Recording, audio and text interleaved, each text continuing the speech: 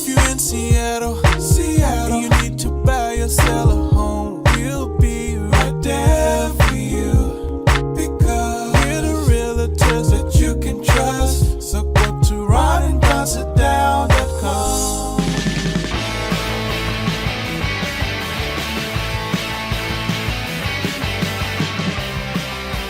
You're listening to The Ron and Don Show on the Ron and Don Radio Network.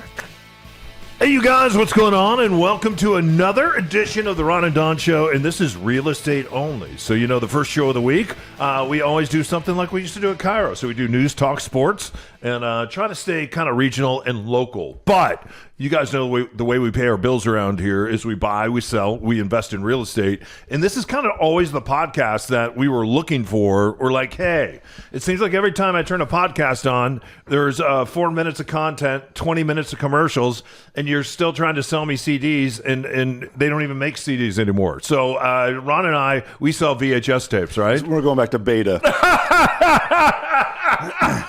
Anyway, what are we talking about today on the real estate only? And Ron's going to explain some stuff here. What do you got? Yeah, and it'd be helpful if to watch this on YouTube or on Spotify, because I have a chart here that's always helpful. We're talking about the ROI formula, return on investment formula. And so Don and I, a lot of times when we're doing a sit down, this has happened multiple times recently, people want a formula where they say, okay, I have a house. If I put in exactly this amount of money, how much am I going to get out of it? So they want just an A plus B equals C formula to know, because they don't want to put too much money into the house.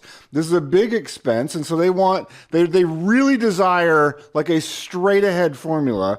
And so after doing this like 5 or 6 times recently, I was like, maybe I'm explaining this wrong, because it's not as simple as just, hey, if you add, a doorknob, it increases the value on the list price by this amount. But that's what people want. They want a certainty to know, can we dial this in exactly? If I spend $5,000, will that give me X amount of money back into my pocket? Yeah, we were on a run and down sit down yesterday, and that's exactly what this couple wanted to know. They're like, hey, we know there's homes for sale in the neighborhood.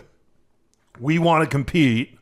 And we think our house is worth more than the other homes in the neighborhood. I think they thought their house was worth $1.3 million is what they threw out. But there's nothing for sale in the neighborhood at $1.3 million, and it would be an all-time high. And it doesn't mean that we haven't had all-time highs. We had an all-time high in Covington this year when we sold the house for just over $1.1 million. And so we're not afraid to set a record in the neighborhood, but you got to be really careful about real estate agents who ask you what you think the house is worth, and then they tell you it's worth $50,000 or $100,000 more, and then once they get under contract with you and they're working on the house, you bring the house to market, and the next thing you know, you're having to do price reduction after price reduction after price reduction, which in real estate we call price improvements because it makes everybody feel better about it. And then the homeowners there going, but we agreed that it was worth this amount of money. And sometimes agents are willing to tell you whatever you want to hear to get the listing. Yeah. And yesterday, what I had to tell the folks we're sitting down with is my job is to tell you the truth,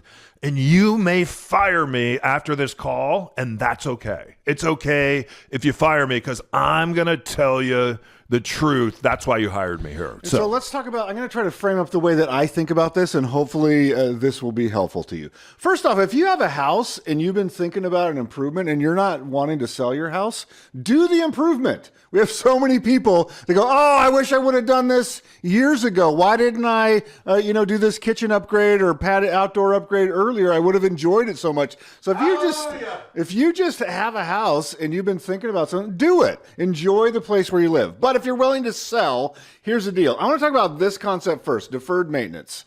And so I just sold a house of mine, and there were some holes in the wall, and the downstairs smelled like dog. All right? So that's deferred maintenance. I don't get any credit for that. It's below the zero line, all right? So just bringing myself up to not having holes in the wall and not having it smell like a dog and fixing a leak in the back, those things are required just to list the home, just to be in the game. So you're not allowed, in my opinion, to look at this and go, well, I just spent $10,000. What am I going to get back? Well, no, you spent $10,000 just to get back to zero. Is that fair? That's perfect. Okay, so like you can't, you're not allowed to say, yeah, but like I fixed the holes, then the wall got painted. The buying public expects for the house to not have holes, all right? The buying public expects for there not to be an active leak, all right? So spending this money to get you rid of the deferred maintenance, that doesn't count out here. You have to do that. Deferred maintenance, safety issues, code violations. You don't get extra credit for that. As Chris Rock's always said, you don't get credit for saying, I take care of my kids. You're supposed to take care of your kids. That's your job. So getting us back to zero does not count. All right. Let's talk about some things that do count, though. So now we're back to zero. So if this costs you $5,000 or $10,000 to get us back to zero, that's just a sunk cost. That is the homeowner, you or your parents or your family, neglecting to do maintenance on the house, and you got to pay the piper to get back to zero. Now let's talk about things where you are going to get an ROI. And by the way, the piper is charging like 25% more this year. In the age of AI, yeah, that's a job, being the piper, that you can use, and AI can't steal from you. If you're the Pied Piper, you even get 30% more. That's right. So now these are from studies that I pulled from the internet, but it's really house specific, all right? So I'll give you the... And neighborhoods. And neighborhoods specific. I'll give you these, but these are from studies in the Pacific Northwest, but I'll talk about major categories and Don can chime in. Minor kitchen repair is, they say on average, will give you 134% return on investment. Now, what do we mean by that, Don? So like they had major kitchen repair is a very small percent. It's like 30%. So minor kitchen repair is what? Well, let's say that you have some countertops and the countertops are porous and you have lots of coffee stains on that countertop. Or let's say you have a butcher block countertop and it's been used for 10 years in one of your rentals and it's absorbed all the coffee that people have put, or all the late night snacks that have been, because people just go, oh, it's butcher block, I'm just going to cut right here. So those kind of things, or even thinking in terms of, most people that change their light bulbs do it incorrectly. And I'm always amazed when I walk in someone's kitchen and one light has gone out and then they run to the store and they get one light instead of replacing them all, going, you know what? I think these things, they've lasted 5 years. They're all going to tank. And you walk in the kitchen and you have 5 or 6 different flavors of lighting, and people don't recognize it or see it because they walk into that kitchen every day. It doesn't bother them. Minor kitchen repair, painting the cabinets instead of replacing the cabinets, putting on new hardware instead of doing a whole thing, not moving any walls, not ripping out everything, maybe doing paint jobs, pulls, countertops, maybe a new microwave or a new range, something like that. That's a minor kitchen repair, and you get a lot of bang for your buck. Believe it or not, outdoor curb appeal items are relatively low cost and huge bang for the buck. So like garage doors are actually like 300% more. If your garage door is all crappy and hanging sideways and like hasn't paint's peeling off there, spending $2,000 on that brand new door for your garage is a huge curb appeal. Doors are the soul of the house. So when you look at a front door, and it's interesting, whenever I take a house and I ask people, here's 4 different doors, which one would you select and why? People have, and everybody selects the 4 different doors, but they have lots of opinion about that. Not only the door, the color of the door, the contrast with the garage doors and the rest of the house, but also the hardware that goes on the door. A lot of times we'll walk up to a front door and they'll have hardware on the front door that's the same hardware that's inside the closet. Like when you open up the cloakroom, do we still have cloakrooms? Yeah. Yeah, it's the same handle. Shouldn't be the same handle. Like when somebody walks in and it shouldn't be, I see so many doorknobs on doors that are loose and like dogs have scratched it. You don't want to know that a dog or a cat has lived there. Like you want people to envision the house, them living there. And when they walk up to that front door, they're envisioning what's it going to be like to walk home from work or walk home and say hello to my kids or see my partner. Huge ROI. Huge. So like not an expensive repair, but makes a huge difference. Paint and lights might be the biggest bang for your buck ROI that there is. And people go, well, do I have to paint everything?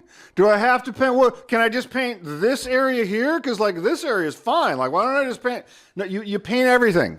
It's easier for a painter to get in there and just paint than it is to mask off every single thing that you don't want painted. So going into a house that's freshly painted, it's going to cost you, depending on the size of the house, several $1,000s.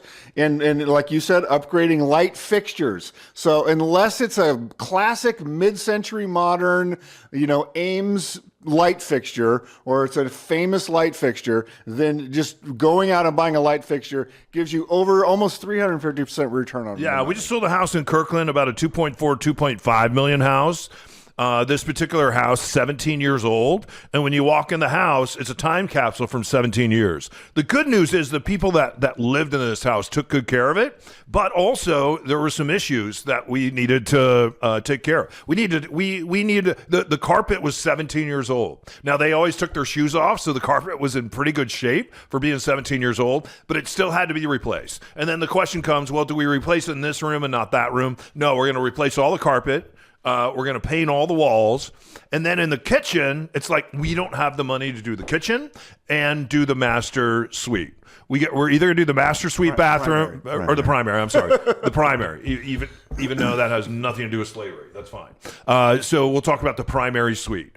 We have enough money to do either or, but not both. So we chose the primary, and we'll go with that. We'll talk about that another time. But still, we had the kitchen, and we're like, what can we do in the kitchen to make the kitchen look freshened up? So we replaced a couple of the appliances in there. We actually had some hanging lights that we really liked that we kept. But we went through the whole house, and we replaced all the door hardware, replaced all the hinges. We replaced the door hardware on the front door, like I was just talking about. We painted everything. We replaced all the sconce lights and all the overhead lights, even the chandeliers when you first walk in and you see the main staircase. All that got replaced. All the color temperatures match. It didn't cost a lot of money. And when I told my real estate friends that, hey, this is the amount of money that we spent on this home to freshen it up and make it not look like it's 17 years old, they couldn't believe the bang for the buck that we got. Plus, our friend Scotty helped us with a brand new bathroom upstairs. Boom, that's what sold the house. So now let's say you do this project, and just for round numbers, let's say this was $30,000. So can we guarantee you that you're going to get exactly $68,000 more? No, we can't guarantee that. Anybody that says they can guarantee you that is high. Like, you cannot guarantee it. What we can say, though, is that the way that I think about this is your house lives in a neighborhood, and there are other houses in that neighborhood for sale, and that's who you're competing with on a micro level. That's a guarantee. That's a guarantee. Yeah. So if you're saying, I want to get the highest price, as Don alluded to earlier, ever seen in this neighborhood, well, let's go out and look at all the houses in a couple mile radius or a mile radius, depending on where you live, of things that have sold, and you better look like the best house in that neighborhood. You better be better. You better perform. Yeah. And so if you're just pulling this number out, well, I just want it. Well, who cares? I don't care if you just want it. So the other thing to think about when it comes to ROI is, so let's say there are definite price pivot points when you go from a neighborhood to a region. So this is a really bad map, but let's say this is sort of the north end of Seattle and Lake Washington. Cocktails last night, and then you decide, you know what I'm going to do? Because everything else looks perfection. And I love your penmanship. It's beautiful. What happened here? I didn't want to spend too much time on the map. Okay. And so, but my point is, so like, let's say that this is Magnolia down here, and up here we got, Kenmore type of area. So Edmonds is over here. So let's say that we're like right here, and we're a $700,000 house. That's great, because people are going to be in Kenmore. Yeah, like Kenmore, like people, you're close to Seattle, you're close to both I-5 and 405. But let's say, so like people are going to compete. You're going to look in your neighborhood and go, okay, we're a $750,000 house. Perfect. And then we looked at all the other $750,000 to $800,000 houses, and we feel like we compete on the finishes, the door, the paint, all of the appearance of the house. We've done our repairs. We're going to compete with that house. But let's say I'm in Kenmore and I'm a $1.2 million house. All right. And I haven't done everything to perfection. Well, that person that's shopping for that's shopping for a $1.2 million house, they're also cruising over here to Edmonds. All right. Yeah. They're also cruising over here. And then you're also cruising to downtown Edmonds and going, wow, this is one of the nice downtowns in the world. Right. In the world, downtown Edmonds. So on a Sunday afternoon, on a day like today, there's nowhere you want to be. Maybe they can get a house in the bowl for 1.3.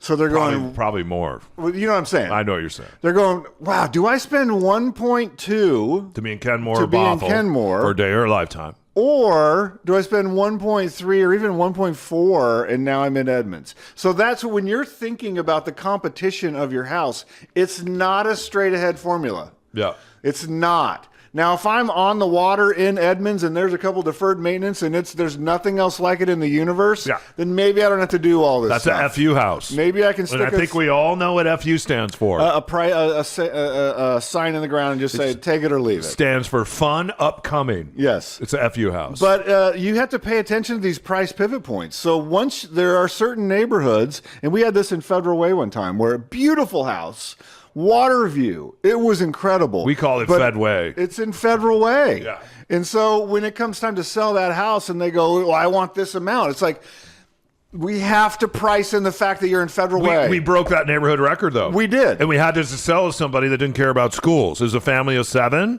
The elementary school is a 2 out of 10, and they didn't care about the school. Everybody else that looked at this house, it was an amazing house. One house off the water, as you shared. So a lot of unique things about it. We did a lot of work to the house, but it had to be somebody that's going to roll in there and go, my kid's going to private school. Because if you're buying a $1.9 or $2 million house, you're not going to send your kid to an elementary school. Typically, that's a 2 out of 10. So I want to end on this because a lot of people feel like, oh, I want to get the top dollar. Everybody wants top dollar.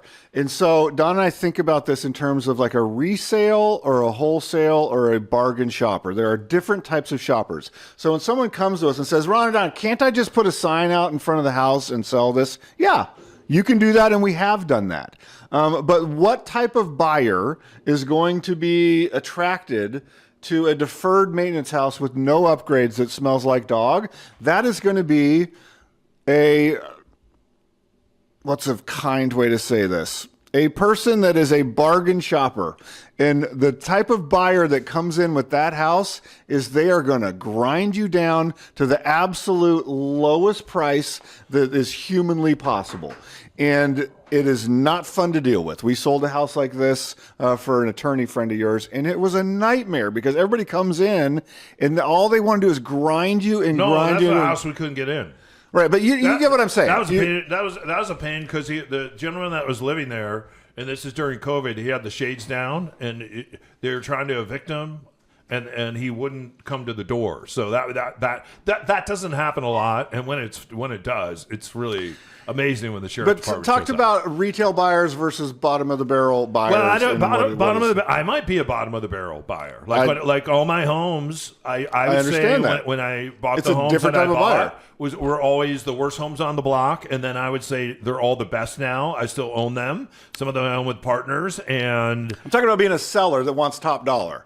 Yeah, those sellers didn't get top dollar for their houses. I create properties that are always ready to sell for top dollar. Like in a moment's notice, if I need to sell the property, then I can sell that property. And because deferred maintenance, as you shared, Ron, and it's really important. We talk about the wealth snowball. Well, deferred maintenance is a snowball too, and it will snowball backwards on you. And at some point, it will crush you. So a lot of times what happens is people own homes. They appreciate in value. They haven't taken care of the home. And now they're like, I can't fix the roof. Or mom and dad just passed away. I inherited this home. We're dealing with this home down south right now. I have a limited amount of money to fix this house, but I can't fix all the things. What are some of the things that I can fix in order to make this more a turnkey operation? Even if I can't get it to turnkey, can I get it close to turnkey? Is it worth spending the money? It's worth spending the money to do the things Ron talked about. The minor kitchen repairs, the entry door, the paint and the lights, the deck repair. But are you going to go in there on something where you really don't have the money and it's really not in a great region that you're talking about? And I think this one is down south of SeaTac. In this particular case, because there's a lot of airplane traffic there, you wouldn't want to go in and do a major kitchen remodel and a major bathroom remodel and a major everything remodel, because in this particular case, That's a particular buyer that's buying under $1 million. They love this. It's a great neighborhood, too. It's a phenomenal neighborhood. But there's a plane that flies over every once in a while. So in this particular case, you don't want to price yourself out of the market by doing too much, and then you don't get that money back. But to your point, if it's deferred, take care of everything that's deferred if you can. That is the low-hanging fruit right there, and it's important. People have an expectation now that they didn't used to have. My expectation when I go out is I would love to buy a home that has all these problems because I get to fix them, and then I get to go ahead and force appreciation immediately on that home. That's what Ron did last year on a home on Queen Anne. You bought a house that had all these problems, and because you and your partner fixed these problems, you're sitting on a situation right now where immediately, because you forced appreciation, 13 months later, you're done with that project. If you sold that house today, you're making money on that house because of the veracity of the neighborhood and the school that's next door and where this house is. It's unbelievable. So you could sell that house in Queen Anne with all these, because you went way by deferred maintenance on that house, right? And so this particular home, because that particular buyer, and because it's in the shadow of tech, and that's going to be a tech buyer. That tech buyer is a turnkey buyer. They don't want deferred maintenance. They're not going to buy that. So here's the reason why we do a Rondon sit down, because every house is different. We don't know how much deferred maintenance. We have a process we go through. First step was we always bring in an inspector. Tells us, he just writes it down for us. These are the deferred maintenance items. And then we sit down with you. We can come up with a game plan with that. Then Don comes in and says, here's what I think we can do to add ROI. Just first, to get us back to break even, how do we compete with your neighborhood? What are your expectations on price? And then what are you near? And so when you combine all of that stuff together, there is a formula, but it's not a simple formula. It's not two input points and we tell you exactly what the price point is going to be. There's a lot of moving parts, and it comes down to where you're at, what your budget is, what your expectations are. If that CTAC buyer said, hey, dude, I'm done. We just want to get $500,000 for this house, and we're going to split the proceeds among the heirs and we're out. Great.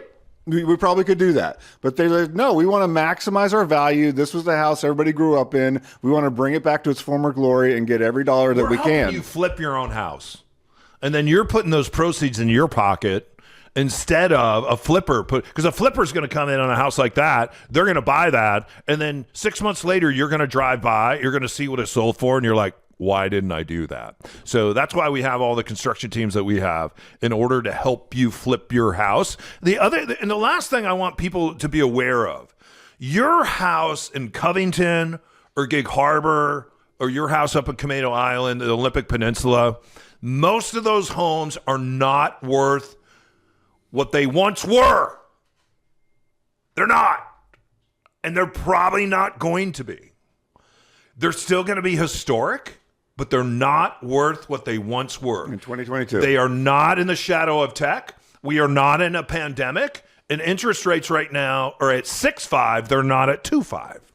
So when people went shopping for those homes and bought every piece of real estate, and you could throw up anything on the market, and people were buying 2, 3, 4 homes at a time because of those historic interest rates, many of those homes now are coming back to market, and they're sitting there. And the reason they're sitting there is because people bought them, they didn't get them inspected, they had deferred maintenance, they have all kinds of issues, and they're like, I can't afford this house. And now they're trying to sell it for more than they bought it for, and that's not going to happen in those neighborhoods. Where always ask you, look around. Where are builders building? Where are they building, and what are they building? Look at where they're building and what they're building. If you look in a neighborhood, like I'm in a neighborhood, we have a home in Juanita right now. When you look around that neighborhood, there's not a lot of teardowns and rebuilds.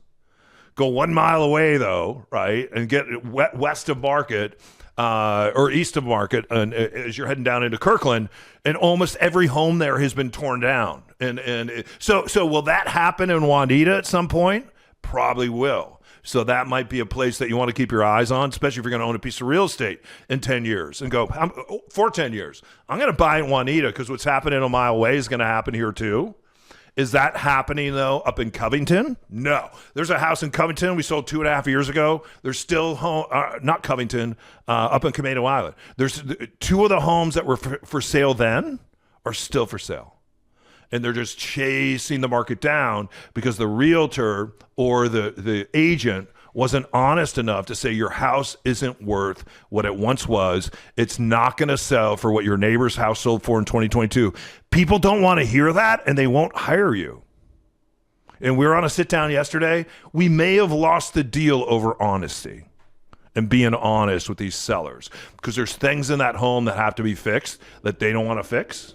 They just want to sell, but they don't want to do any of the fixing, but they want a historic number in a neighborhood where it's taking 77 to 130 days to sell a home, right? Because it's really slowed down in this particular neighborhood. You got to pay attention to that, and that's why when you do talk to a number of agents, say, hey.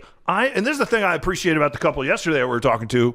At the end of the call, they said, hey, we appreciate your telling us the truth. We aren't real estate agents. You're the experts.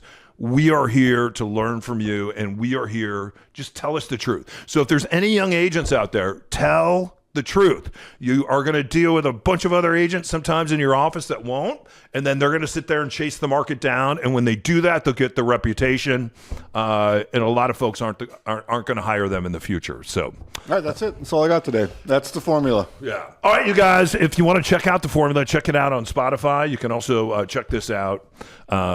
We cut this into shorts. Matt does a great job, and we'll take this and we'll put this up on our Facebook pages.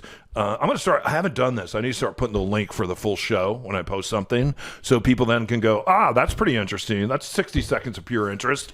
Let me click on the show down here and learn more from Ron and Don. YouTube today. or Spotify video. Yeah. All right. Don O'Neill, and he's Ron Upshaw on Facebook and also on Instagram. If you need us, just go to Ron and Don and ronanddonsitdown.com. All the stuff about radio and all the stuff about real estate is right there for you. All right. Thanks to Matt today for helping put together a show. Ron, this is unbelievable. Here comes my son, the station voice. Thank Charlie the dog. He's now warm enough. He's out in the van, so we get to go for a run a little bit later. In the meantime, you keep your head up and your shoulders back, and don't forget that you've been listening to the Ron and Don Show all night on the Ron and Don Radio Network. I thought you were going to pause and I could do the thing. Oh, let's try it again. Only. You! Only! Network!